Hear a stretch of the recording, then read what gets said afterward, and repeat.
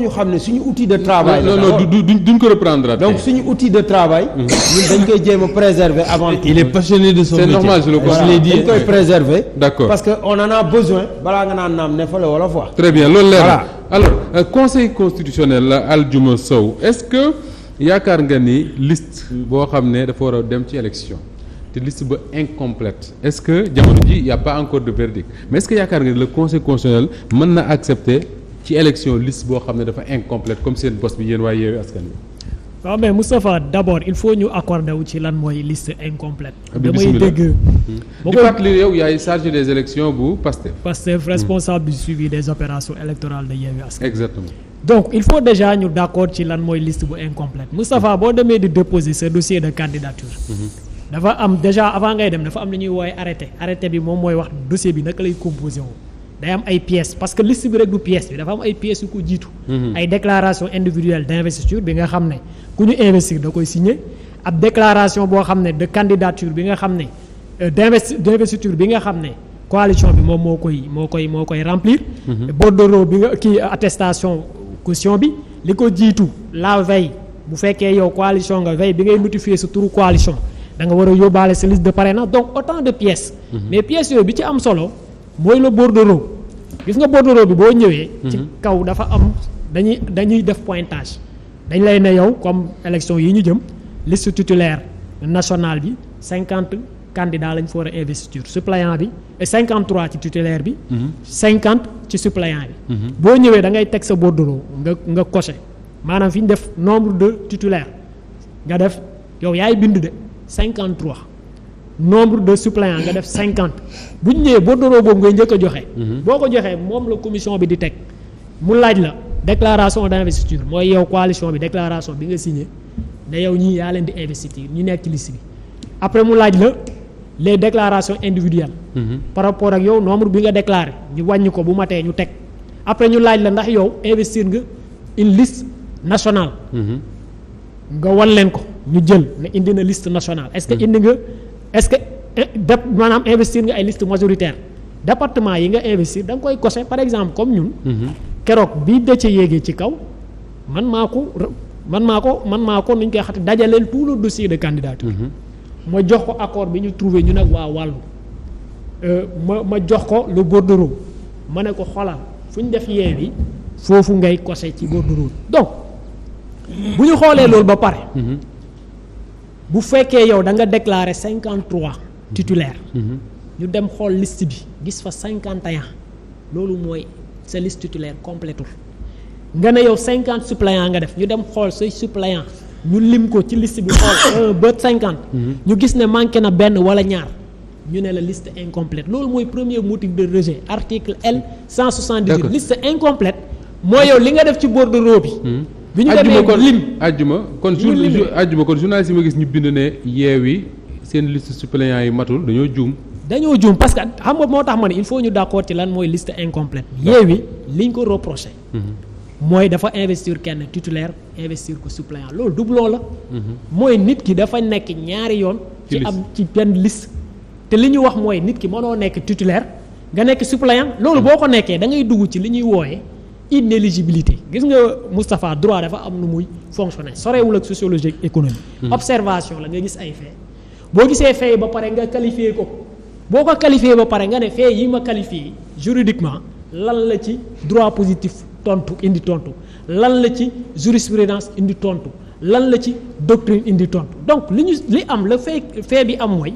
nous sommes pour le cas de Yewwi Askan Wi dans un cas d'inéligibilité.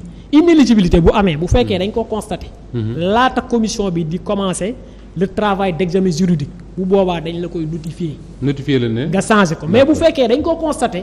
fekk commission bi def na examen juridique am ba pare ministre de l'intérieur moom mooy dem ci conseil constitutionnel ne ko damaa bëgg nga constater ma que ne kii nii remplirul conditions yi nga xam ne tax na mu mën a doon député kii nii kat dañ ko investir ci position boo xam ne waru fa nekk parce que titulaire la ba pare wala suppléant la ba pare.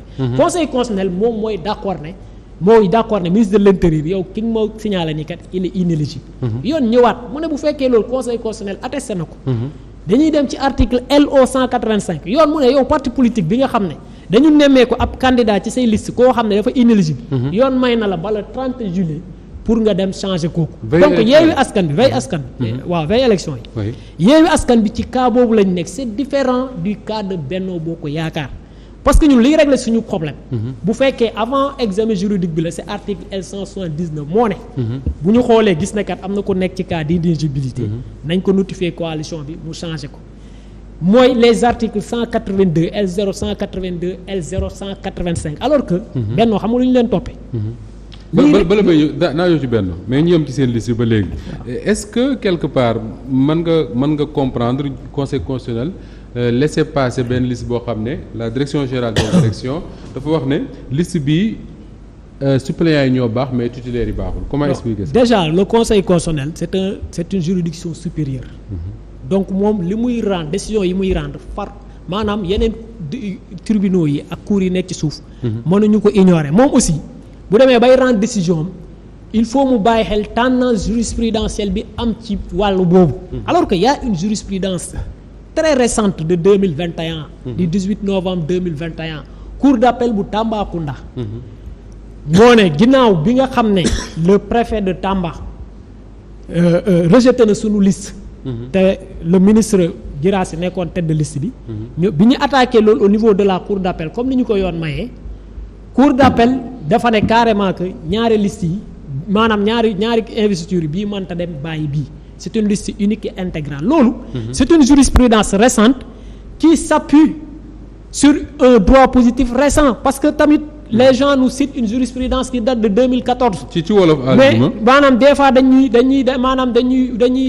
indil ab jurisprudence boo xam ne ab àtte boo xam ne ab àtte boo xam ne 2014 la woon alors que en 2021 am na àtte bu bees boo xam ne dafa ñëw dëggal coppi tey bu Tamba moo ko defoon Tambacounda lan lañ doon reprocher liste bi boobu li ñu ko doon reprocher mooy liste boobu dañ ko déposé fekk limu suppléants yi méngoowul ak maanaam lim bi méngoowul ak li yoon tëral d'accord ñu ne leen liste titulaire bi mënta jàll parce que liste suppléant bi dafa incomplète. cour d'appel nañ bu ñuy rejeté mënul dem bàyyi morom moo ngoog ñaar yëpp la ñuy rejeté donc loolu jurisprudence bu bees la boo xam ne mais li ci am solo mooy entre 2014 ak 2021 code électoral daf ci soppeeku lu mu dee ñaari yoon parce que modifié nañ ko en 2017 modifié nañ ko également yàggul mois de juillet 2021 mooy loi bu bees bi donc cour d'appel bi dafa ñëw dëggal un droit positif boo xam ne maanaam dafa ñëw après 2014 maanaam bi cour suprême di àddu ci mbirum Fandène bi donc moo tax ñu ne ñun amuñu xaar ma yàlla ci ne conseil constitutionnel li mu bu àtteewee loo xam ne dafa méngoog li yoon tëral dafay bàyyi suñu liste mu jàll parce que yenn ci ay naataangoom te moom conseil constitutionnel yoon ngàll ci loo xam ne dafa war a dooleel ñooñu moo waxoon ne mënoo bàyyi liste bi mu jàll nga téye bële donc ñun li ñu jàpp mooy ñun nous sommes dans un cas d'inéligibilité élire nañu nit ci position boo xam ne waru ñu ko fa woon a élire donc elle est inéligible dañ ko war a génne maintenant kaaw Benno bi après dinañ ci ñëw pour wane que ne yàlla ak yàlla la li ñuy toppee ak li ñu leen di toppee justement c'est la question que j'allais poser à Pape Mao c'est-à-dire que tey ñii expliquer nañ seen problème yéen seen problème c'est autre chose c'est-à-dire que yéen li nga xam ne Sénégal yi yëpp même ñi jàngul droit sax xam nañ ko di ko waxtaane mooy parité benn góor benn jigéen ñu ne yéen moom ngeen respecté wul cela veut dire quoi que ne autant moom il est confiant que ne bu conseil si le conseil constitutionnel dit le droit dañuy daal dafa fàtte Dakar ah le cas de Dakar dañoo rejeté woon. le cas de Dakar conseil constitutionnel non commission bi daf ñu rejeté woon yéen nag kenn rejeté wu. ñun dañ def recours sur le cas de Dakar. sur le cas de Dakar waaye le conseil constitutionnel doit se prononcer sur le cas de Dakar. parce que Dakar problème. oui recours de Benno sur le cas de Dakar. c'est une bonne précision. man très honnêtement. sur ce terrain-là. peut-être que on va être un peu dessus pour le débat. mais du ma dugg dans le juridisme actuel. ay el machin fii la Khadija a bien lu tous les textes mais dañuy sonal Sénégalais avec ces histoires là. la vérité parce que xamoo ko. rek xamoo ko moo gën nga ne doo ci dugg. yow xamoo ko Pape Mawa. mais léegi man du ma dire que tu maîtrises pas ça. pour une première fois. dama bëgg nga xam lenn amal woyof nga ne lii xamuma ko. dama bëgg nga xam lenn. du wàññi dara ci sa. dama bëgg nga xam lenn ajjuma. pour une fois je vais te tutoyer directement. puisque da nga nekkaat sur ma personne. dama lay tontu. du man ak yow parce que position bi nga du man ak yow yow dañu wute de. du man ak yow rendre des comptes. dama bëgg nga xam daal dañ lay tudd. du man ak yow. mënut a nekk man ak yow. du man ak yow. d'accord du sama leader ak sa leader. c'est clair bokkuñu. c'est clair. d'accord Voilà. léegi parle de la liste de Benno. ce que je veux te dire Oui. kii bokkul sax ci biir. S'il vous plaît. askan bi la ñuy waxal. Oh là là. askan bi la ñuy waxal. la liste de Benno oui. Oui. Non, c'est pas mais mal. la troupe quand même, il alors faut- man li ma bëggoon Oui. expliquer. C'est des mooy propos déplacés, Moustapha, ça. Oui. juridisme boobu. Oui. li ma la mën a expliquer mooy des choses très simples. Ouais, allez-y. Sur la question de la parité sur la liste, nous, on ne nous avait pas notifié quoi que ce soit. On n'a pas eu de notification, on ne pouvait pas en parler. Quand ça a été fait, nous avons fait un recours et la Cour constitutionnelle. Va se prononcer. Nga xam ne elle Le va conseil, conseil. le conseil constitutionnel. Oh, mais mon frère, j'ai eu l'humilité ici. Il faut ngeen xam ki ngeen di waxal la. J'ai eu l'humilité de dire que je ne suis pas spécialiste en éducation. Nit du xam lépp. waaw cour conseil dama la bëgg a expliquer ne seen juridisme bi ngeen nekk. ngeen ko bëggee def dem leen université. Ici on parle au peuple sénégalais. Très bien. Loolu laa bëgg ngeen xam. da ngeen bàyyi ma ma wax. Allez-y Pape Mor. te du ma wax lu ma xamul aussi. S'il vous plaît. Vous comprenez? Alors, donc pour terminer ce que je dis. Oui. Quand ça a été fait, le recours a été fait. Maintenant, Cour, Conseil. Il y a assez de juridisme dans la télé pour qu'on puisse savoir quelle est la différence. Bien. La Cour et le Conseil. Le Conseil constitutionnel. Bu la neexee ngeen les 7 sages. Voilà, les 7 sages, comme on dit, vont donner et dire ce que dit le droit en conformité avec notre Constitution. Oui. Une fois que ce sera dit, mu jeex. Si, si. Mais Oui, maintenant, en tant que professionnel Mhm. de la communication et de l'information, mais on ne va pas laisser passer les faits quand même.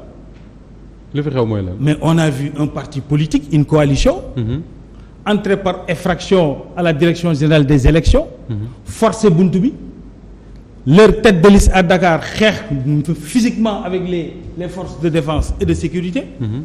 Leur mandataire génn ne c'est un coup monté et c'est pour ça que leur liste de Dakar n'est pas paritaire.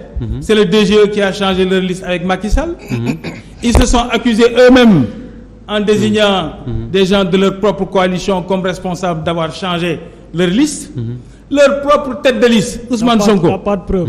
moo toog la preuve que l'aveu est la mère des preuves. Mais bon, L'aveu ça, est la c'est- mère des S'il preuves. vous plaît, laissez-le parler. L'aveu est la mère des preuves. Allez-y. Aldjuma, garde ta sérénité. Allez-y. L'aveu est la mère de ton leader, Si, c'est Ousmane Sonko. Exactement. Monsieur Sonko, celui qui appelle à l'insurrection, Oui. est sorti publiquement Oui.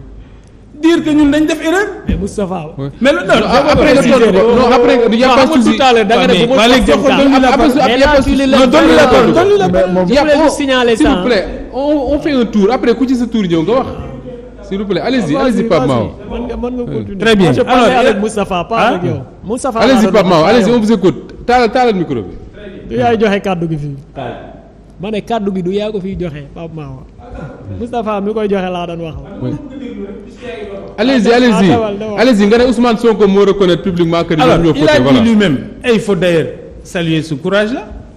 Il a eu le courage de dire Personne ne l'a nié. mes équipes ont commis une erreur grave et on ne va pas participer aux élections. Bon, puisque lui, il a aussi une attitude prompte et autoritaire de pouvoir décider pour la DGE, pour la Cour constitutionnelle, pour tout le monde, il s'est auto-jugé lui-même avant que la Cour constitutionnelle ne juge. Malheureusement, il n'est pas la Cour constitutionnelle. On va attendre la Cour constitutionnelle. mu wax. ñun.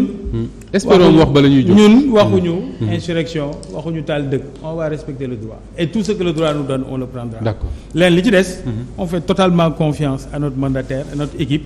Qui va faire le travail proprement. Maintenant sur la parité. Et notamment sur les parrainages. Là aussi les gens ont exagéré sur ce qui était dit. La loi est très claire sur le sujet. Il y a eu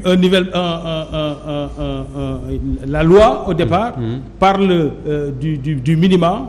Soo amul le nombre de parrainages, quelle est la sanction qui est prévue? Oui. Mais ne disait pas si tu as des parrainages en plus, qu'est-ce qui est prévu? Et en matière électorale, pour des législatives, c'est le préfet, moom la loi jox, comment dire, le ministre de l'Intérieur, pour mu génne arrêté wax naka lay demee. Et en l'occurrence, sur cette question précise, il a été dit que soit amee des parrainages trop, Grave. ce n'est pas compté, mais en tout état de cause. Oui. Man je suis pour ñoom Sénégalais yi lu leer. Cour constitutionnelle dina atte su attee ñu dem ñu élection mu jeex. D'accord. Mais Alors- par contre ñi fi ñëwee ñoom seen bopp ñoom ñoo ne ñoom ñoo juum. Oui. jiñante seen yëf seen bopp bu ñu fi jiñ kenn lenn. D'accord. Ils sont c'est de Aldou, leur la liste responsabilité. la liste de Benno. Ce que la direction générale des élections dit mooy liste bi titulaire yi baax na mais suppléants yi baaxul parce que respecté wul parité. Il y a un autre problème boo xam ne dégguñu prononcé wu également mooy li Pape Mao di wax mooy le nombre de parrains. nee na y a un arrêté du ministre de l'Intérieur qui dit que dépasser ko c'est pas méchant on peut voilà.